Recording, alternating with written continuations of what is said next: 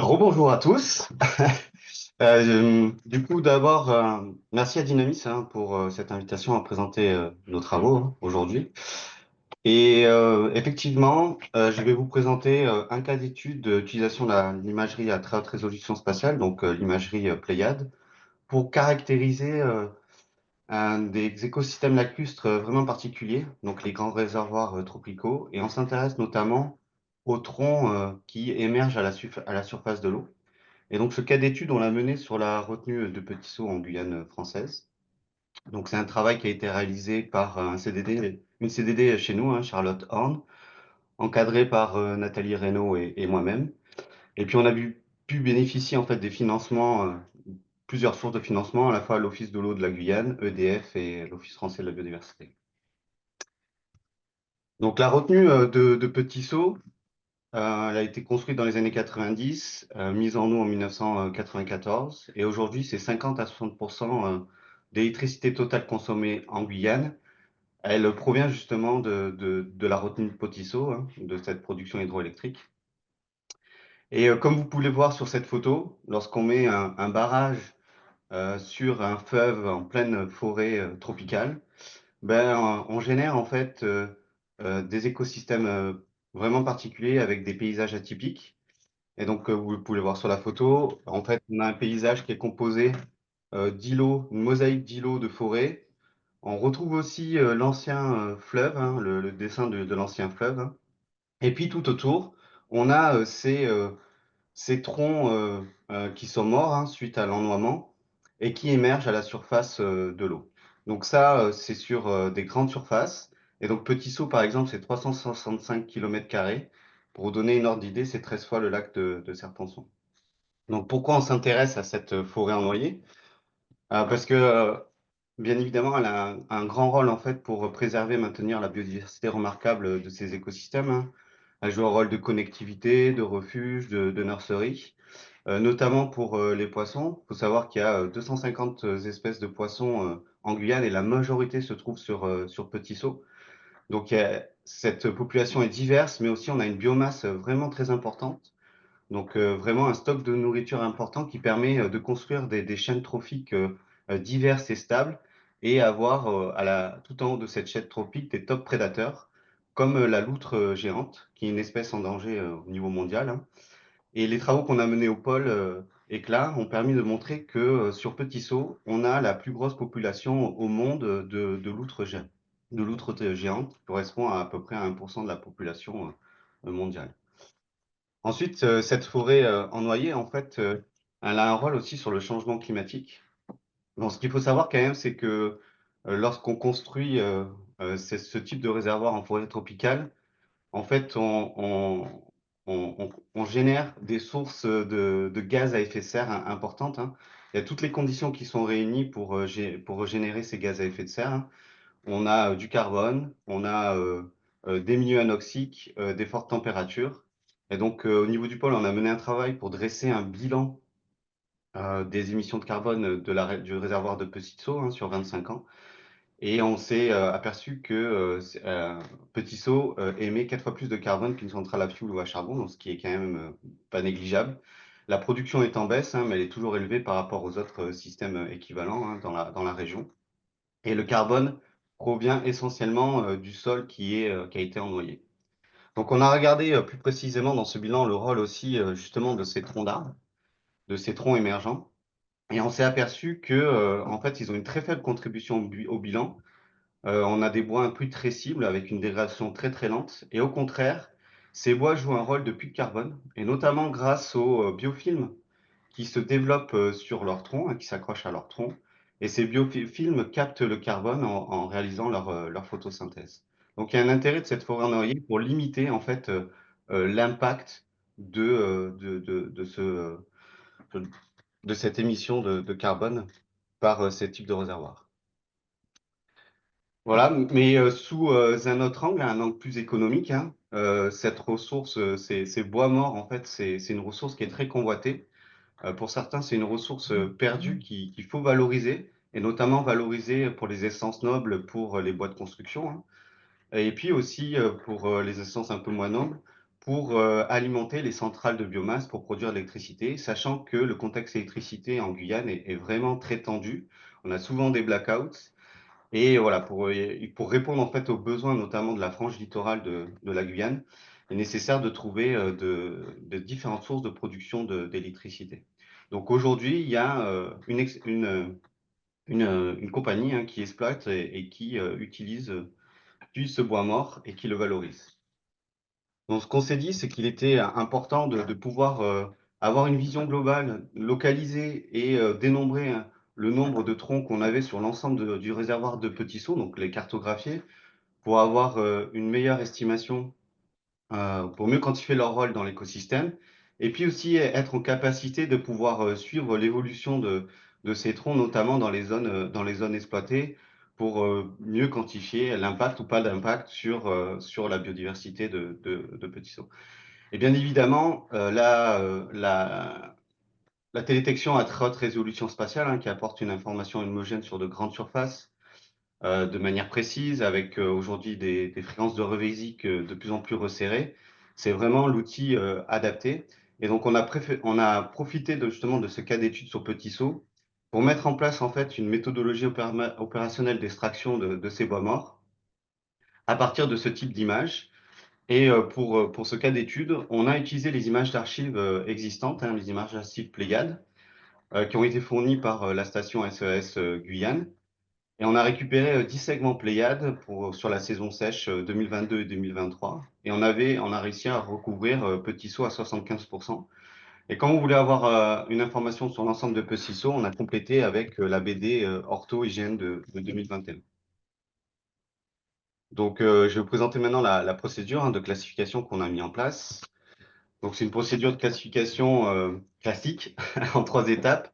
On a une étape de pré-traitement, une étape de classification, une étape de post-traitement. Donc, on a commencé en fait à vraiment travailler avec les images Pléiades en entrée, et puis aussi on avait le contour du lac pour travailler vraiment sur le lac hein, dans le processus de classification. Et une des premières étapes, en fait, ça a été dans le pré-traitement, ça a été en fait de supprimer les images qui étaient polluées par le sunglint, donc le reflet du soleil, hein. Donc ça, c'est des effets très directionnels qui dépendent de la rugosité de surface. Et donc, vous voyez bien sur cette illustration, donc à gauche, vous avez une image Pléiade polluée par le sunglint, et à droite, la même zone avec la BD ortho-hygiène qui n'est pas polluée par le sunglint. Et vous voyez très bien sur ces images, notamment sur l'image Pléiade, hein, qu'on est en incapacité de pouvoir détecter ces bois morts. Donc, on a commencé justement par supprimer les images qui étaient polluées par le sunglint. Ensuite, on a découpé les bonnes images, on va dire, sur la zone du lac. Et puis, on a fusionné le pan chromatique avec le multispectral pour se retrouver avec un multispectral mieux résolu dans le processus de classification, parce qu'on est quand même sur des objets qui sont assez fins. Et puis, on a calculé aussi des indices dont on avait besoin pour la classification. L'étape de classification, donc on est parti sur une méthode de classification orientée objet. Je ne vais pas forcément rentrer dans le détail ici. Juste vous dire qu'en fait, il y a 2 segmentations de classification successives hein, dans le process, avec une première segmentation classification assez grossière qui nous permet en fait de retrouver les classes de nuages, de végétation et de l'eau. Et ensuite, un process de segmentation classification beaucoup plus précis dans la zone d'eau. On va chercher justement ces petits objets pour classer les troncs émergents. Voilà, donc les règles de segmentation classification, elles ont été définies de manière experte avec pas mal d'essais-erreurs pour être aussi applicables sur l'ensemble de petits sauts. Donc les étapes de post-traitement, donc c'est des étapes classiques, hein, on a fusionné les objets contigus de même classe pour retrouver en fait vraiment les limites des objets. Et puis après, on a exporté tout simplement les objets hein, pour retrouver en fait les troncs émergents. Voilà. Et dans l'ensemble du processus de classification, en fait, on se retrouve avec des zones qui ne sont pas couvertes par Pléiades, et puis des zones aussi qui étaient sous nuages avec les images Pléiades. Et donc ces zones ont été traitées par photo-interprétation à partir des images orthophoto de l'IGN, et ce qui nous a permis vraiment d'avoir l'ensemble des informations sur les troncs émergents sur Petit Saut. Donc on a bien évidemment hein, validé cette chaîne de traitement. Donc 2 étapes. Une première étape, en fait, on a défini 12 quadras de manière aléatoire là, sur Petit Saut. et on a photo-interprété, hein, les troncs à partir des images Pléiades parce qu'on voulait vraiment qualifier la précision de la chaîne de traitement avec Pléiades. Et puis, une deuxième méthode aussi, c'est on a profité en fait d'une mission terrain pour pouvoir mieux caractériser en fait les troncs qui étaient observés et surtout pouvoir qualifier en fait les erreurs qu'on commettait avec notre procédure de classification. Donc on a échantillonné aussi de manière aléatoire dans les différents quadras différents troncs qu'on a caractérisés en fonction de leur hauteur, leur largeur et puis aussi leur forme. Donc, quelques résultats. Donc, on a détecté un grand nombre de troncs émergents sur Petit Saut, hein. Donc, 879 244 troncs. On a pu traiter 99% du lac, donc 75% avec Pléiade, le reste avec la BD Ortho IGN. Et en fait, le 1% restant, c'est qu'on avait des nuages à la fois avec la BD Ortho ou avec Pléiade. Donc, on obtient pour le processus de classification avec Pléiade des bonnes précisions de détection, hein. On est à 92,6% de précision globale. Et on commet des erreurs en moyenne à 8,8% et on omet des erreurs, on fait des erreurs d'omission en moyenne à 7,2%. Et la majorité, en fait, de ces erreurs, c'est pour ça que je vous ai mis cette illustration à droite, c'est plutôt dans la zone B, où on a, en fait, à l'interface entre le nuage et l'eau, où on a du mal, en fait, à délimiter vraiment la limite du nuage, hein. Donc ça, c'est un cas classique en télédétection, hein. On a tout ce panache de nuages un peu transparent. Et c'est là où on commet et on omet voilà, où on fait des erreurs et on oublie, en fait, de détecter des trous. Ensuite, le travail avec en fait les relevés terrain qu'on a pu faire, ça nous a permis aussi de mieux comprendre, de mieux délimiter le périmètre hein, de notre procédure de classification. Et ce qu'on s'est aperçu, c'est que lorsque vraiment le tronc était de faible hauteur, donc à peu près 1,50 m, en dessous d'1,50 m, c'est que on ne le voyait pas forcément sur l'image, et surtout quand ils étaient très fins. Voilà. Donc là, c'est plutôt les imagettes en E et F, hein, où sur le terrain, on a vu qu'il y avait des arbres morts, mais ils étaient vraiment trop fins et trop petits pour pouvoir les détecter. Après, toutes les autres, on va dire, classes de taille et de largeur, on les voyait plutôt bien. Mais on s'est aperçu aussi que les troncs, en fait, qui étaient plutôt larges et très branchus, étaient détectés comme de multiples troncs indépendants. Donc, on avait des erreurs aussi de surdétection sur certains troncs.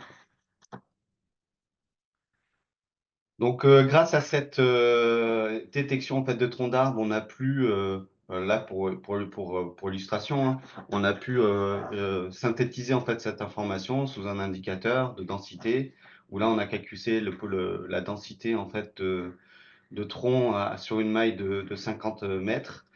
Et donc vous voyez qu'il y a des zones, et notamment au niveau du chenal, où on voit on n'a pas de tronc. Et puis il y a des zones on arrive à peu près à un recouvrement de 40% dans la maille de troncs émergents, ce qui est assez conséquent. Et la zone A, c'est la zone qui est actuellement exploitée et on est en capacité justement de bien localiser les différents bois et de pouvoir suivre justement les bois qui ont été coupés pour pouvoir après euh, analyser justement l'impact par rapport aux différentes espèces qui se trouvent sur Petit Saut. Donc pour conclure, donc, ce travail nous a permis en fait de mettre en place une méthode opérationnelle hein, pour le suivi de ces troncs sur les réservoirs tropicaux et notamment grâce à la très haute résolution spatiale satellitaire et notamment les images Pléiades. La suite, c'est d'obtenir une cartographie 100% Pléiades, voilà, juste pour avoir en fait la même donnée en entrée et une information homogène sur l'ensemble de petits sauts. Donc, il y a une demande d'acquisition qui est en cours. On aimerait aussi un peu mieux valider et identifier les sources d'erreurs et les limites de notre approche en comparant avec les données, les lidars qui ont été récemment acquis sur Petit Saut. Donc ça, c'est aussi c'est en cours. Voilà. Et puis après, les applications derrière, c'est de pouvoir être en capacité de mettre en place un suivi satellitaire spécifique hein, sur les zones d'exploitation des bois morts, pour ensuite avoir de l'information pour voir s'il y a un impact ou pas sur les différentes populations. Et puis d'exploiter cette nouvelle information pour mieux quantifier le rôle vraiment sur l'ensemble de l'échelle de Petit Saut de cette forêt en noyer dans ces écosystèmes tropicaux. Et voilà, j'en ai fini. Je ne sais pas si j'ai dépassé ou pas si je suis dans les temps ou pas. Merci beaucoup, Thierry. Non, tu es parfaitement dans les temps. Merci pour cette présentation très intéressante. Je rappelle à tout le monde que vous pouvez poser vos questions à tout moment dans l'onglet Q&R qui est en bas de votre fenêtre Zoom, normalement dans la partie basse. Donc, tu as deux questions. Je ne sais pas si tu les vois à l'écran, mais je vais te les poser. D'un première d'Étienne Mahé, qui est un collègue très assidu, qui vient à tous nos webinaires. Quel algorithme de fusion point sharpening as-tu utilisé en vue de la détection des bois morts? Alors ça, je l'ai pas en tête. Je pense que c'est l'algorithme de fusion qui est disponible dans QGIS. Je donnerai la réponse par chat, précisément. D'accord. Ok, Voilà. Désolé. parfait. Bastien, si tu peux faire le ménage dans les questions au fur et à mesure, s'il te plaît. Alors, autre question de Florian Perriacarpin. Avez-vous réussi à comptabiliser les bois qui ont été totalement immergés lors de la mise en eau?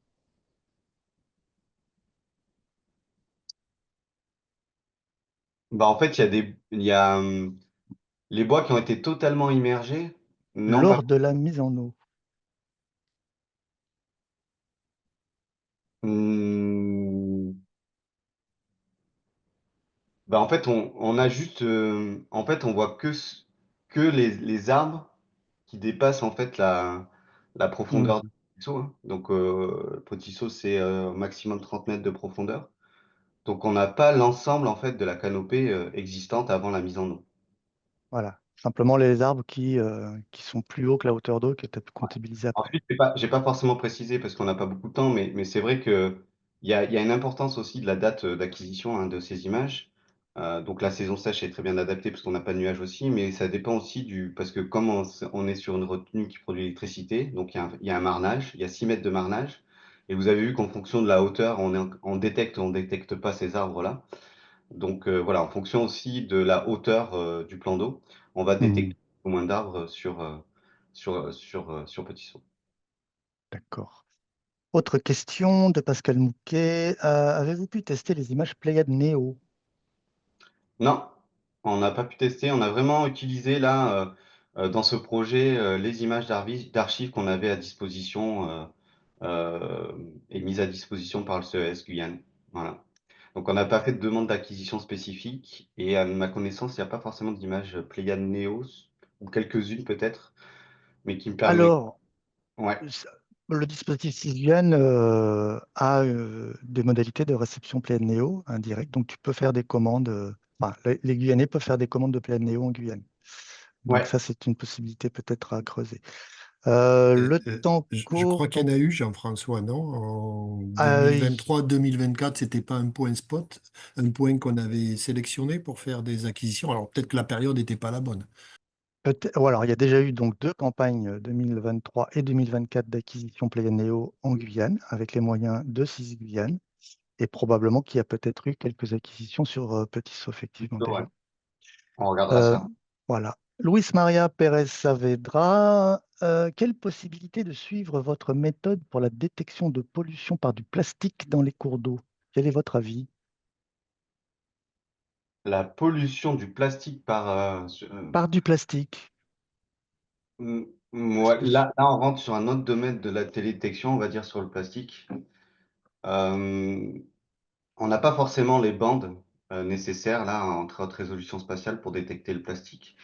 Les travaux que j'ai vus pour détecter le plastique en eau, c'était plutôt l'utilisation du SWIR, hein, donc du moyen infrarouge, on n'a pas ce moyen infrarouge à disposition sur les satellites à très haute résolution spatiale. Et ce qu'il faudrait faire là, ça serait plus, parce qu'en fait, Là, c'est un travail, en fait, au final, qui est plutôt forestier, appliqué à un milieu aquatique. On s'est intéressé, en fait, à ces taches claires, à ces troncs émergents sur l'eau, mais on s'est pas intéressé à télédétecter l'eau. Là, et à caractériser justement la couleur de l'eau. Là, pour le plastique, il faudrait vraiment faire un travail spécifique sur la couleur de l'eau. Voilà, et essayer de voir si justement on a des signatures spécifiques de la couleur de l'eau avec plastique. D'accord. Bon, il reste trois questions. La première, tu peux peut-être y répondre très rapidement. Et les deux suivantes, je t'invite à y répondre par écrit. Donc, tu pourras, dans la fenêtre Q&R, saisir une réponse. Existe-t-il une publication en ligne qui détaille la méthode de classification utilisée? C'est en cours. C'est en cours. OK, très bien. On l'a soumis ce mois-ci. Très bien. OK. Merci beaucoup pour vos questions. Merci à Thierry. Donc, Thierry va répondre aux questions qui restent par écrit et on va passer maintenant à Vincent Longeau pour sa présentation des outils et produits spatiaux pour le littoral.